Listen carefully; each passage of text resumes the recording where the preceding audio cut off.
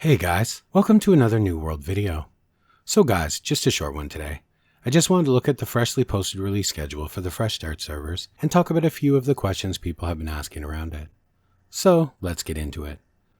So for the release schedule, Wave 1 will happen on November 2nd at 4 p.m. UTC. The servers that will be released are Artemis in Central Europe and Artorias in South America, Medea in US East, and Jonas in US West. For Wave 2, it'll also be on November 2nd at 5 p.m. UTC. Gawain will be released on Central Europe, Myrddin on US East. Then Wave 3 will be November 2nd at 6 p.m. UTC. And you'll have Apophis on Central Europe, Devour on US East. Then Wave 4, November 2nd at 7 p.m. UTC, will be Cleopatra on Central Europe, Gaia on South America, Amara on US East, Ennead on US West, and Satek on Australia. So now that we know when they're releasing, let's have a look at some of the questions that people have been asking and some of the answers that AGS has given. So the first question is, how long will the servers be locked from transfers from existing servers? Will players in these Fresh Start worlds be able to transfer out of them? And the answer is there will be no transfers of existing characters into the Fresh Start worlds, although they do plan to allow transfers from the Fresh Start to Legacy World at a later time.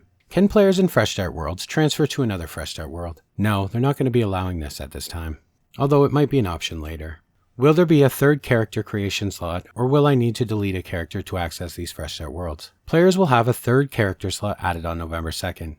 Any and all character slots may be used towards Fresh Start servers or Legacy servers, but you cannot have more than one character per world as usual. If the Fresh Start world population drops, does that mean it will be merged on a Legacy server, or will it be merged with another Fresh Start server? And their answer is, we will never merge any Fresh Start worlds into Legacy worlds. How many Fresh Start worlds will there be? All regions will have at least one Fresh Start server, and then of course you can look above in the rollout plan. Now here's one I've been asked a few times. If I'm banned on a Legacy server, can I start a new character on a Fresh Start world? And no, of course not. The bans are account-wide. Will there be a world for Sea or Oceanic? At this time, they don't plan on opening any additional regions. Will the new leveling experience be available on Fresh Start servers? All new content, including Brimstone Sands and revamped starting experience, will be available on these worlds. However, to the next question, might as well answer it with this one. Halloween event will not be active on these worlds, obviously, because they're launching after it's over, but all future events will be. Will the world population be higher on Fresh Start worlds? No. Fresh Start worlds and Legacy worlds will have the same maximum population cap. Will Fresh Start worlds have a different build or moderation policy from Legacy servers?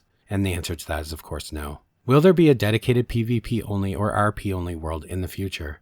And the answer is we do not have any plans to create a PvP only or RP only world at this time. Will Fresh Start worlds be language tagged? No, they will not be language tagged. Will Fresh Start worlds characters be able to access already purchased items? Yes, account-wide items like promotional and in-store items will be accessible, so all of your skins and stuff like that will be available to you on the Fresh Start worlds. How do I differentiate a Fresh Start world from a Legacy world? Fresh Start worlds will be tagged at the world selection screen. Is there an official Amazon Games forum or Discord specifically set for people who want to participate in Fresh Start worlds? And the answer to that is no. Will there be queues for Fresh Start worlds? We have queue mitigations in place, but you should plan to experience queues on your Fresh Start world, of course. What if all Fresh Start worlds are set to full? Servers may become locked between waves due to world capacity and queues, but we will monitor worlds closely, especially during right after the rollout phase to ensure that players can join a world in their preferred region. Are Fresh Start worlds the same as Return to Eternum worlds? The short answer is no, and the long answer is yes. We will release Fresh Start worlds at the same time as the Return to Eternum worlds, but the Return to Eternum servers will be reserved for event participants only. Once the event ends, they will also be accessible to the public. So guys, save this schedule and figure out which time is best for you and be ready to go at that time. The earlier worlds will get full very quickly, so it will be tough to tell whether you should wait in queues for hours or wait for the next round and try to get in quickly. I'm not sure how they'll deal with this. If the queues will automatically put you, like, if you queue up at 4 p.m. and a lot of people beat you and you're, say, 2,500 in queue, and it's going to be 3 hours, would it be smarter to stay in queue, and will it automatically put you into a server like Gawain, or should you re-queue? We're not sure how that system is going to work exactly, so I can't give you a lot of advice on that, but what I will say is pick which time you know that you're going to be able to play and be ready to go and create your character, so that you can get at least in the front of the line. Okay guys, that's about all for that. I just wanted to let everyone know that this had been released. And as always guys, thanks for watching, and I will see you in the next one.